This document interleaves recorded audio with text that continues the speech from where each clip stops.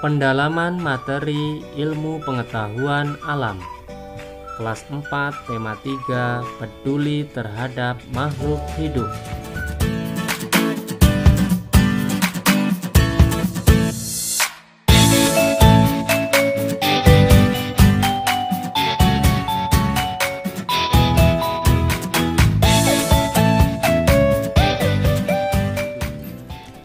Subtema 1, hewan dan tumbuhan di lingkungan rumahku.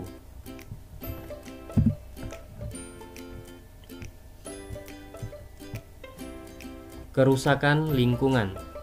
Manusia berinteraksi dengan sesamanya maupun dengan lingkungan. Interaksi antara manusia dan lingkungan yang tidak seimbang akan menimbulkan berbagai masalah. Tidak jarang manusia merusak lingkungan untuk kepentingan dirinya tanpa memperhatikan kelangsungan hidup hewan dan tumbuhan. Beberapa contoh kegiatan manusia yang menyebabkan kerusakan lingkungan. Yang pertama yaitu membakar hutan. Kebakaran hutan mengakibatkan hilangnya habitat atau tempat tinggal makhluk hidup dan sumber makanan bagi hewan ya, satwa. Kemudian yang kedua, menggunakan bom dan pukat harimau untuk menangkap ikan di laut. Menangkap ikan menggunakan bom dan pukat harimau mengakibatkan rusaknya terumbu karang dan kematian hewan laut lainnya. Bagian-bagian tumbuhan. Yang pertama itu adalah akar. Akar yaitu bagian tumbuhan yang tertanam dalam tanah atau beberapa ada di atas permukaan tanah seperti ini ya. Kemudian yang kedua, daun. Daun yaitu bagian tumbuhan yang berbentuk lembaran dan tumbuh pada cabang-cabang batang. Yang ketiga, batang, yaitu bagian tumbuhan yang berada di atas tanah. Yang pertama tadi yaitu akar. Ini tadi ya, bagian tumbuhan yang tertanam dalam tanah atau beberapa ada di atas permukaan tanah. Jenis-jenis akar yang pertama yaitu akar serabut. Akar serabut dimiliki oleh tumbuhan berkeping satu. Contoh tumbuhan berkeping satu ini yaitu padi, jagung, dan lain-lain ya. Akar serabut berbentuk seperti serabut dan berukuran kecil. Yang pertama akar serabut. Kemudian yang kedua yaitu akar tunggang. Akar tunggang dimiliki oleh tumbuhan berkeping dua, contohnya pada mangga, jambu, dan lain-lain. Akar tunggang terdiri atas satu akar besar dan akar-akar lain merupakan cabang dari akar utama. Itu tadi pembahasan tentang jenis akar. Sekarang fungsi dari akar. Yang pertama yaitu menyerap air dan zat hara dari dalam tanah. Yang kedua fungsi akar yaitu menguatkan berdirinya tumbuhan pada tempat tumbuhannya dan menyimpan cadangan makanan. Yang ketiga menyimpan cadangan makanan, yaitu menyerap air, menguatkan tumbuhan, dan menyimpan cadangan makanan. Bentuk akar lain pada tumbuhan tertentu. Selain serabut dan tunggang, ada bentuk akar lain pada tumbuhan tertentu. Ini ada contohnya akar gantung atau akar udara pada pohon beringin.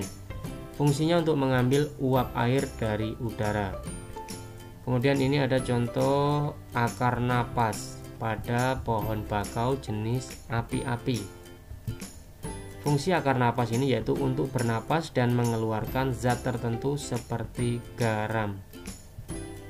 Ini akar napas ya, seperti kayu yang sedang dipotong. Lanjut. Kemudian ini ada contoh namanya akar papan. Akar papan atau banir, fungsinya membantu tegaknya tumbuhan. Contohnya pada akar pohon kenari dan pohon randu atau kapas. Kemudian akar tunjang, seperti ini gambarnya akar tunjang. Fungsinya sebagai penahan tumbuhan agar tidak roboh. Contoh akar pohon bakau dan pohon pandan, akar tunjang.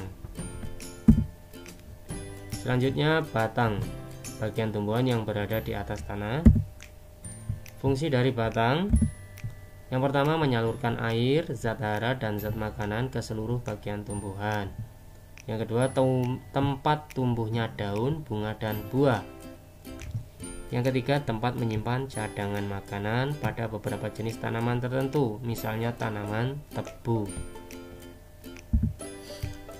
Jenis-jenis batang, yang pertama yaitu batang berkayu, memiliki zat kayu dan kandungan air yang lebih sedikit, contohnya pada pohon jati, mangga, dan beringin.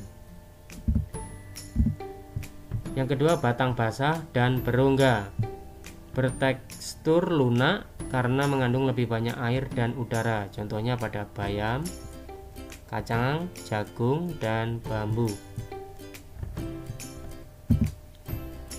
Yang ketiga, bagian tumbuhan yaitu daun yang berfungsi tempat fotosintesis. Fungsi dari daun, yang pertama sebagai tempat fotosintesis. Fotosintesis adalah proses pembuatan makanan pada tumbuhan dengan bantuan energi cahaya matahari. Fungsi dari daun yang kedua yaitu sebagai tempat penguapan air. Kemudian yang ketiga sebagai alat pernapasan pada tumbuhan. Daun dibedakan berdasarkan tulang daunnya. Ada beberapa, yaitu yang pertama tulang daun menyirip. Nah, ini namanya menyirip. Kemudian tulang daun melengkung. Nah, ini tulang daunnya melengkung. Lihat ini tulang daunnya melengkung. Kemudian tulang daun menjari, ya, menjari seperti jari, walaupun jumlahnya tidak 5 tapi menyebar seperti jari. Kemudian tulang daun sejajar. Nah, ini sejajar seperti ini ya, sejajar pada jagung. Selanjutnya bagian tumbuhan yang keempat yaitu bunga. Bagian-bagian bunga yang pertama A, di mana sini ya? A itu namanya tangkai bunga. Fungsinya untuk menahan bunga agar tidak mudah terbawa angin. Kemudian yang B ini namanya kelopak. Fungsinya melindungi bunga sebelum mekar atau ketika masih muda ya. Yang C ini namanya mahkota. Fungsinya untuk menarik perhatian polinator. Yang keempat ini D, ini namanya benang sari sebagai alat kelamin jantan. Kemudian yang E ini seperti ini ya, yang ada ujungnya kuning-kuning ini, itu namanya putik sebagai alat kelamin betina.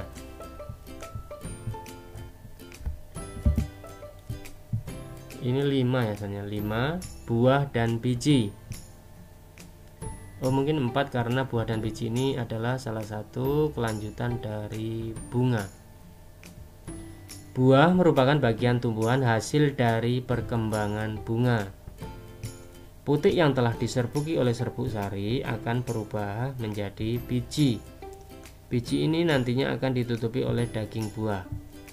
Ini adalah bagian-bagian buah yang di dalamnya namanya biji. Kemudian yang dibungkus oleh daging buah, kemudian di luarnya ada namanya kulit buah.